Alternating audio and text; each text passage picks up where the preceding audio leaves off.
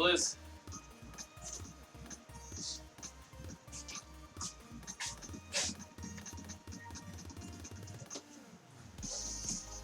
Oh, I forgot to close this up. Cool. Should still be okay.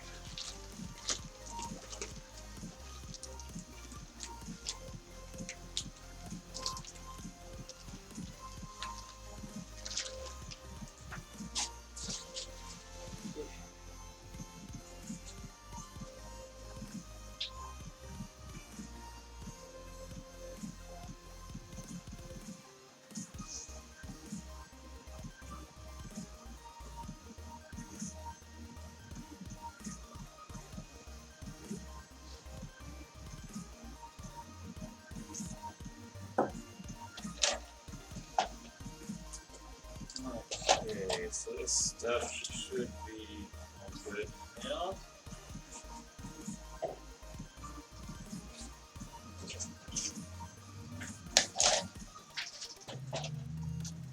Deal this mess away. Oh, for this first. Should close this down one more time. I'm actually going to hit it with some mold release.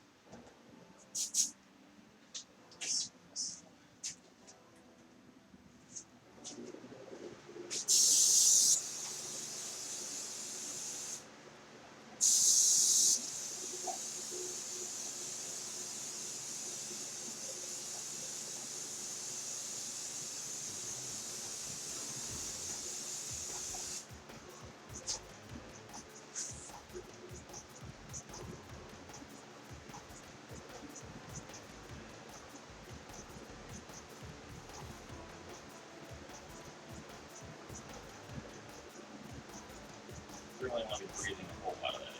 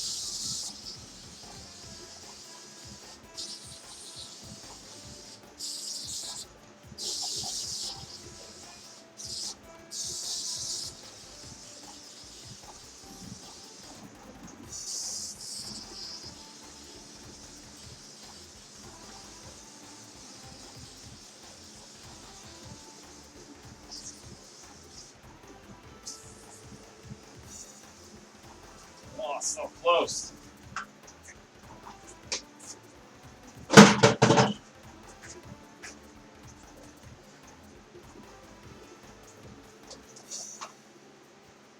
Fortunately, I have more. A lot of cans of this. A while back, I bought a ton of it.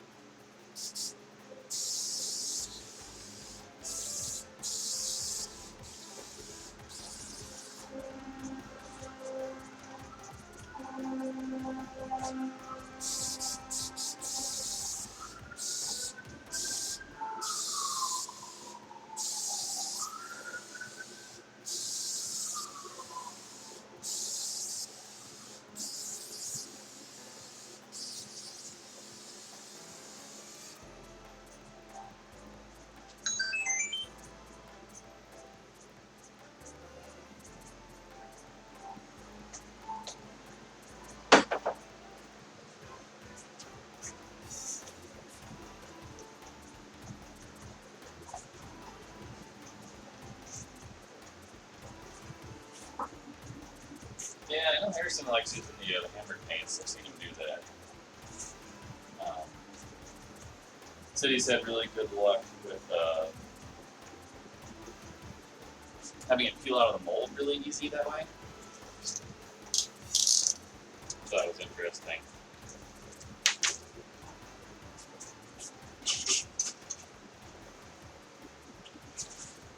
I haven't had too much trouble with stuff getting stuck in the mold.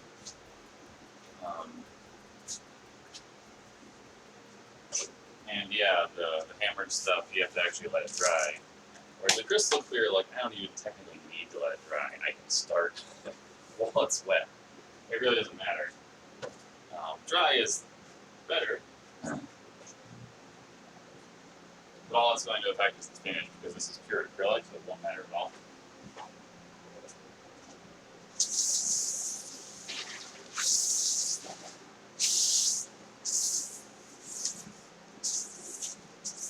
They have definitely done molds where I've gone right over wet crystal clear.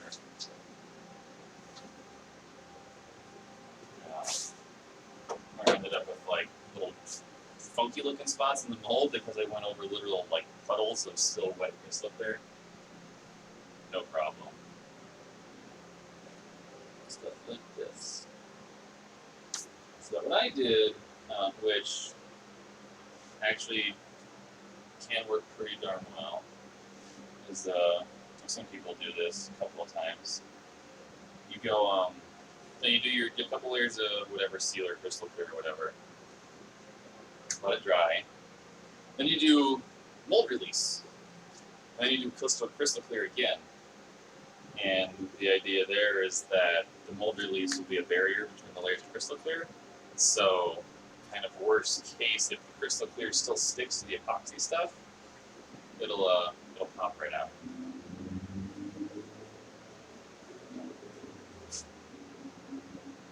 So once this is dry, I'm going to give it the mold release again with the same idea.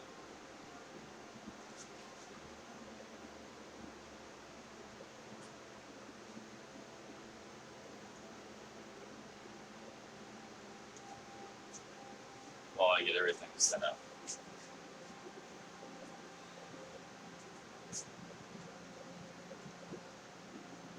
So I'm going to be using epoxy coat, which is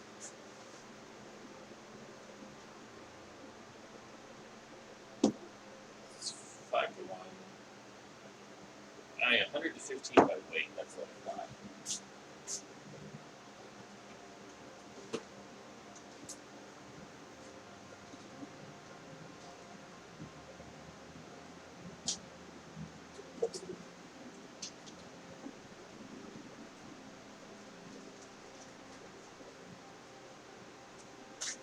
And I decided recently that some stuff that is weird mix ratios, like 4:1, 5:1, stuff that's 1:1 is obviously very easy to do by volume. Super simple. Anything else, when stuff is, like I said, kind of odd ones, doing it by weight can actually be easier. Excuse me. Because you can just pour what you want, do the math, and then get exactly what you want, which is nice.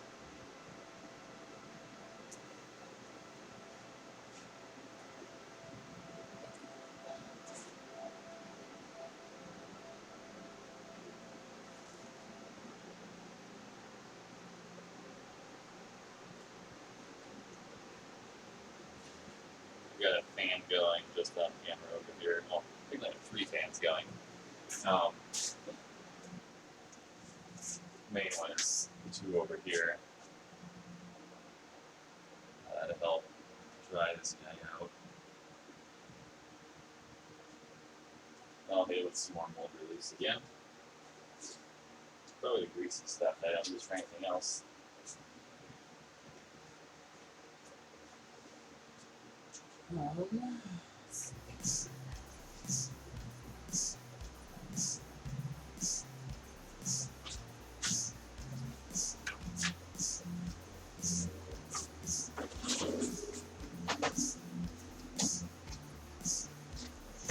This first part should actually go pretty quick because doing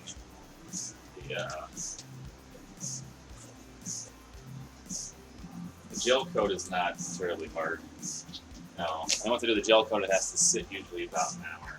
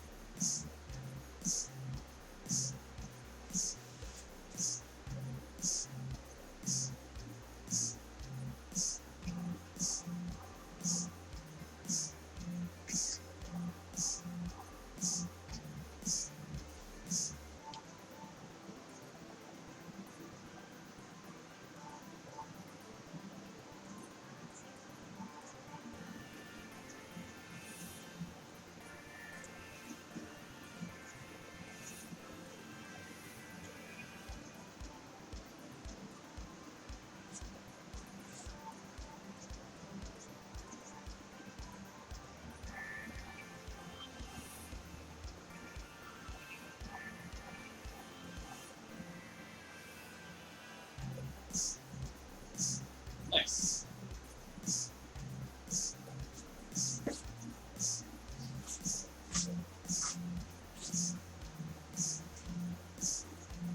All right, let's do that.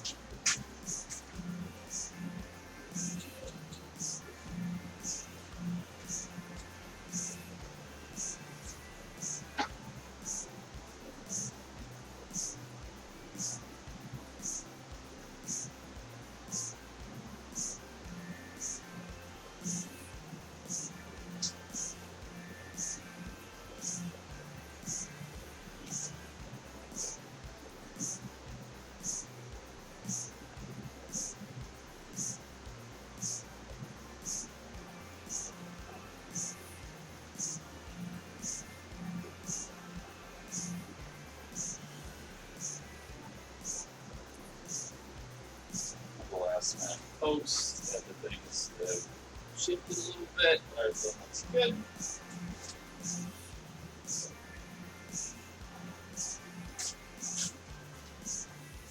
Now I'll follow it back around for a minute.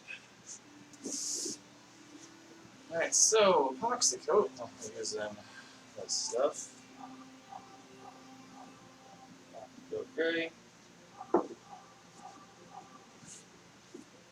This stuff is gray and goofy.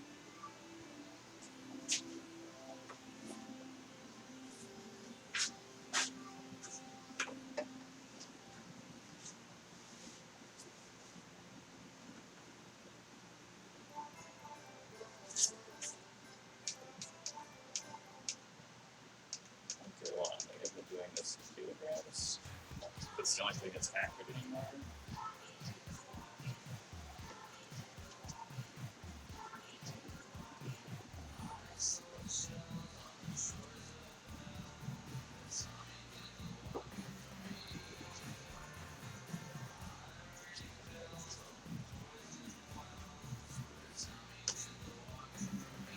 Like I was saying, stuff like this is actually a little bit easier to do by weight. Most smooth out stuff you can do by weight, even if it's set up by volume. They usually have a ratio for both.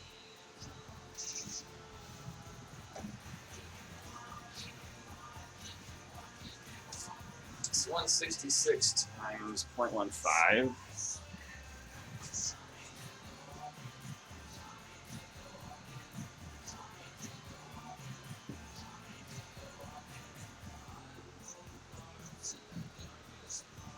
Five. 5.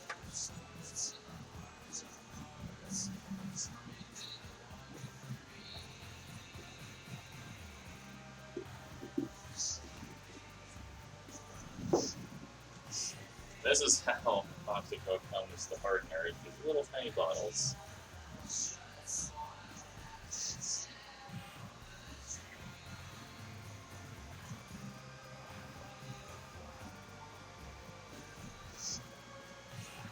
There we go. I need that, I guess. Now epoxy, like many catalyzed things, but epoxy is especially true. Epoxy really heats up as it starts to cure. So this stuff, you don't want to leave it in this cup. At thickness you're supposed to use it, like 2 layers should build up to about 1/8 of an inch. Smooth On recommends 2 layers. In Frank's shop, we only ever do 1. Because gel coat is technically very weak. So I do what Frank does, because he's made literally hundreds and hundreds of molds for mobile masks. Production molds that get used hundreds of times, if not more. So I think he knows what he's doing. We only do 1 layer. But full cure time at that 1/8 of an inch is 16 hours. A cup like this will be hot enough to melt the plastic and turn into a block in 15-20 minutes if I let it sit. So we don't do that.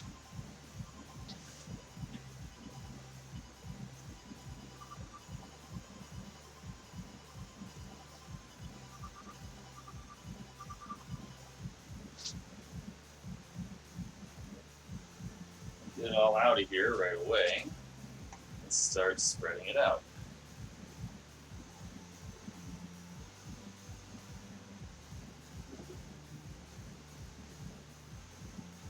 Normally, I would tell you, even though epoxy has very little smell, that is still toxic. Most people will never develop a reaction to epoxy. Some people will. And epoxy is one of those things that somebody reintroduced me to this word a while ago that I'd forgotten about. It's what is the word? Sensitizing? You build up a sensitivity to it. So even people who start out with no reaction may develop one over time. Because your body does not rid itself of epoxy. It basically just builds up in your system. Like poison oak and poison ivy technically work this way too. Some people start out immune to it. My dad was one of these people. He was totally immune to poison oak. So when he first moved to California, he didn't pay any attention to it.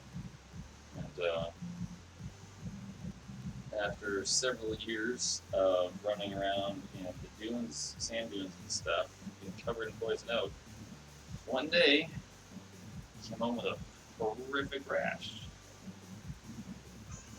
that can build up in your system.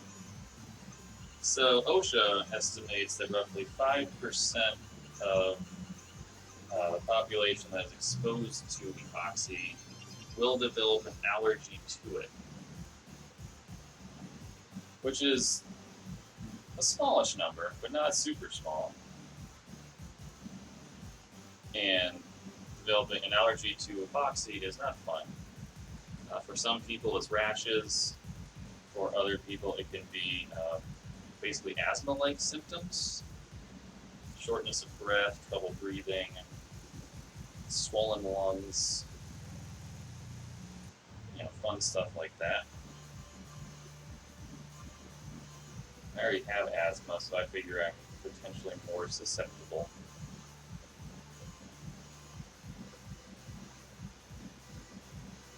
So normally I wear a respirator, but it is very, very warm. Because I have a bajillion fans on right now. Hopefully I will be okay. But most people who do stuff like this don't ever bother. Uh, some of those people will be fine. Most of those people will be fine.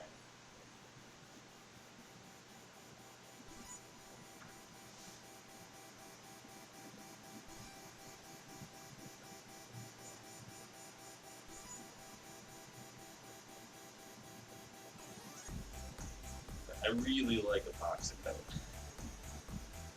This, it's like the perfect consistency for a gel coat. Which is what it is. That's why it's called epoxy coat. It is a epoxy-based gel coat. Gel coat is just you can do it with polyester resin. You can do it with epoxy resin like this. Gel coat is the term we use when we put on a slightly thicker coat of something to get all of the detail captured first.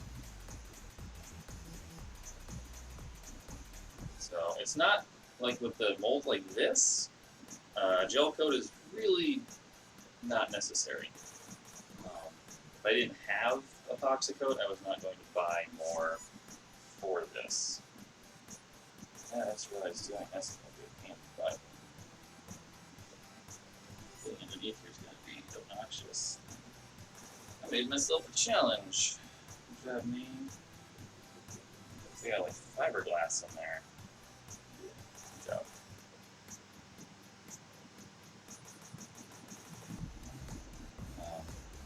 Because this is all really smooth, there's not exactly a lot of detail here on things like molds of masks, for example. When you're going directly over the mold or the model, then you really need detail, and gel coat's necessary.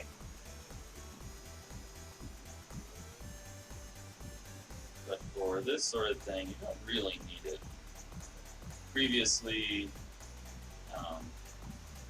like the first Starlord mold, I did not buy a gel coat. I just mixed up, I think, some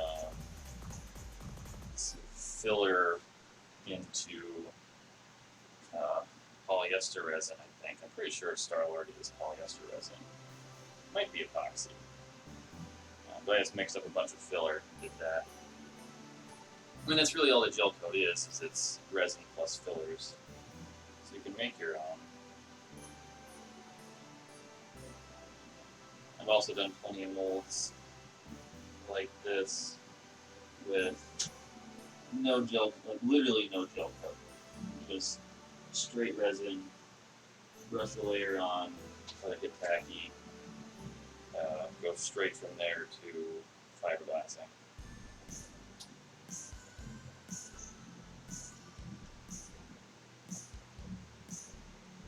But a gel coat does go on typically a lot easier because those fillers make it so that the resin doesn't droop or drip or move as much.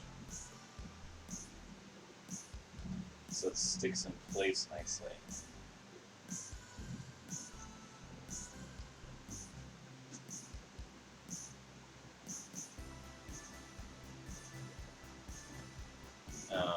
So, yeah, there are a number of things. Latex, I guess, is one that people can develop an allergy to.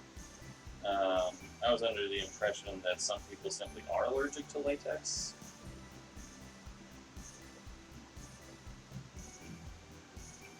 I think that's just a predisposition.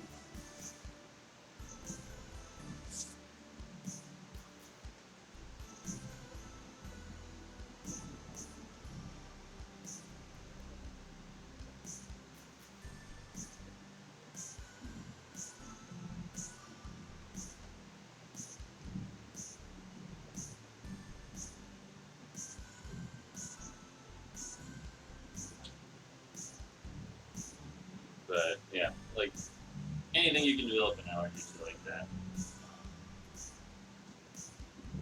Anyway, epoxy is one of those things.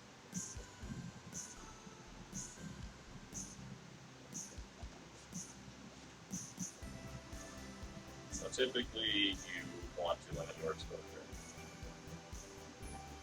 I make that speech mostly because so many people I know. I mean, heck, some of the employees at Reynolds used to say this. I don't know if people still do. Hopefully they don't. Um, but they would recommend epoxy for people who wanted to limit their exposure to things because epoxy didn't smell so much. So you didn't need a respirator. It's like, well, technically.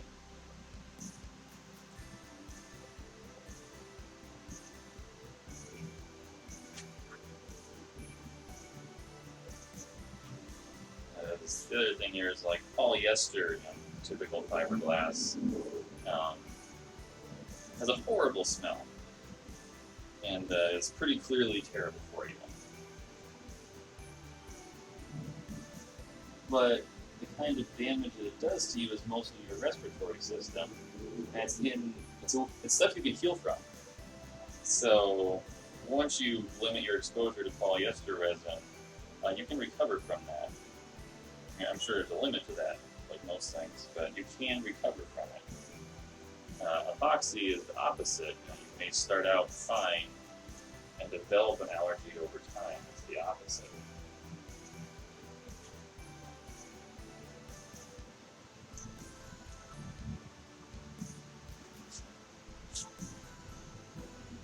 I believe that it makes sense. I mean, a lot of chemically things, pretty much anything you can be allergic to, I feel like you can both develop an allergy to it, and if you were born with an allergy, become no longer allergic. I feel like both of those directions are normal, or at least possible.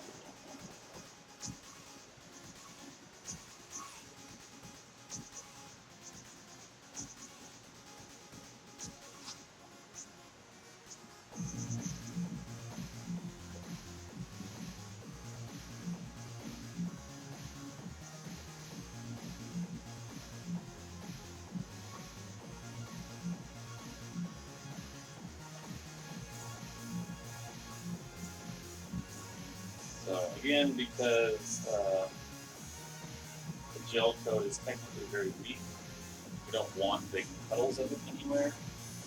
Also because anywhere there's a puddle, let's start that over. There's two reasons to avoid puddles and big chunks of resin, whether it's epoxy or polyester or whatever. And this is at every stage. One is because it's the weakest part. The fiberglass is what actually gives all this stuff strength. So anywhere, the more of this there is, the weaker it is. So if you got a puddle, that's a weak spot. The other reason is because the more of it there is, the faster it will cure. And you don't want to have like literal hot spots. Which if you've got a big puddle somewhere, that spot will kick right away, or at least a lot faster. And that can be problematic because anywhere it gets hot, it can sort of start a chain reaction. And then things aren't all curing together. What you want is for everything to cure together so that it all chemically binds together well. This stuff is sticky. It'll pretty much always physically bond, just through the stickiness of like glue. But if you can get it to go together while it's kicking, just like resin or silicone, you'll get a chemical bond as well, and that is much stronger.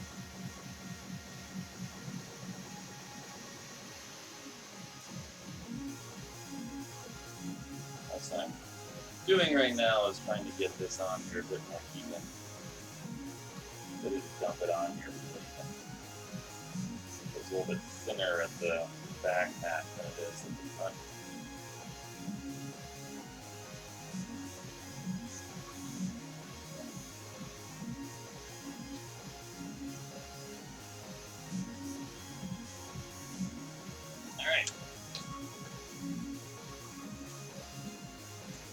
get this all air. This might be loud.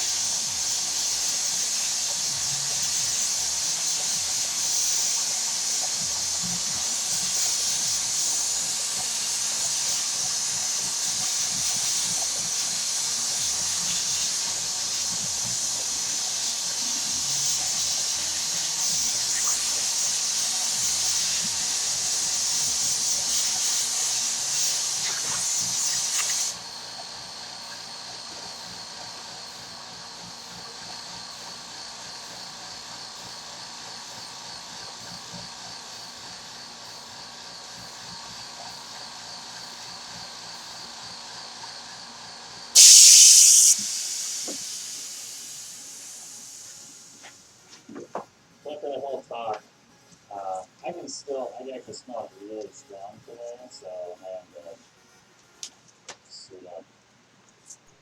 So, the air gun, what all that does is I'm looking for air bubbles. Because this stuff does go on thick, it's very, very easy, relatively easy, to kind of gloss over inside corners. And it won't necessarily settle in there by itself. So the air just pops any bubbles underneath. So you can catch them and then brush everything smooth again.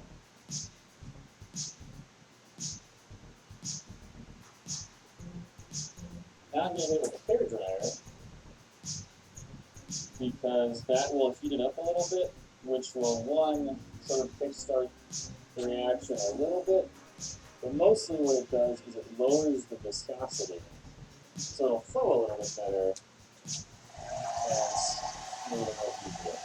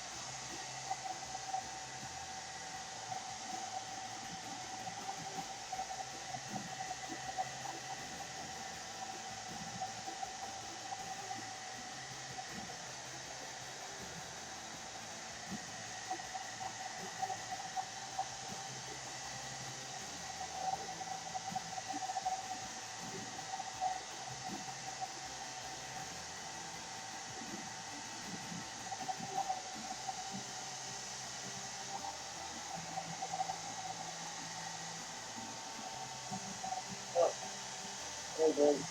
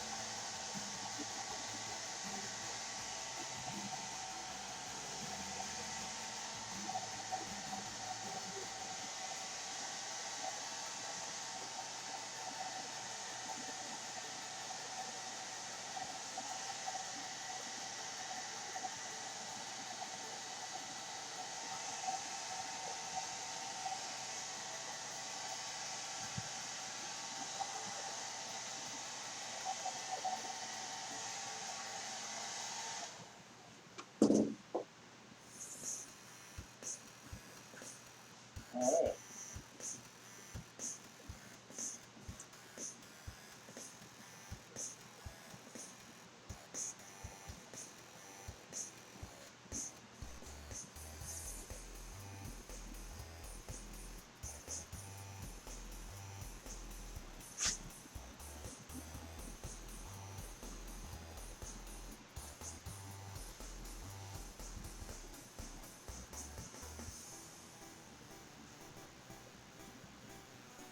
Now the smooth on instructions are to do 2 layers of this, but hold on, I'll do it again.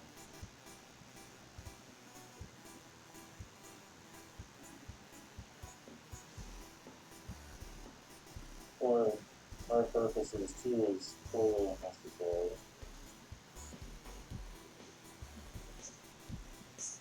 So this basically has to sit now for an hour, hour and a half. It's got to get what's called tacky hard.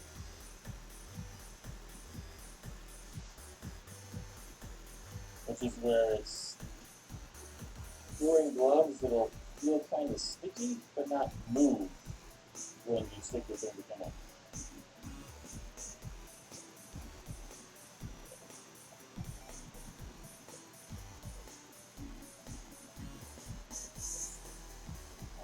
That's fine.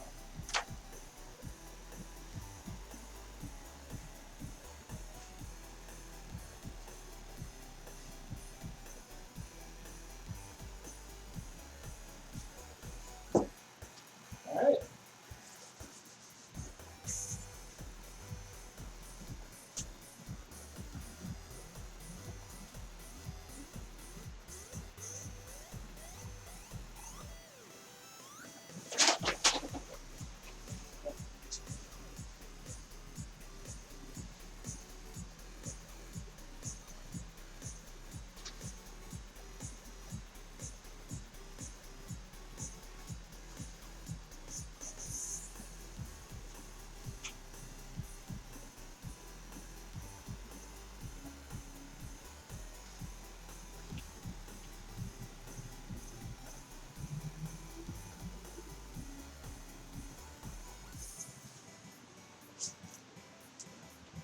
So there we go. That's hang out for an hour now.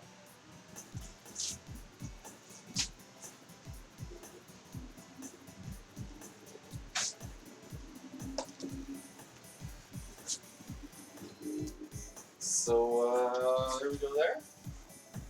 I'm gonna take another break, and I'll be back in about an hour to keep going. Well, I technically only have the gel coat on here, so gel coat is the first step, it's the fastest step. Fiberglass is a lot slower.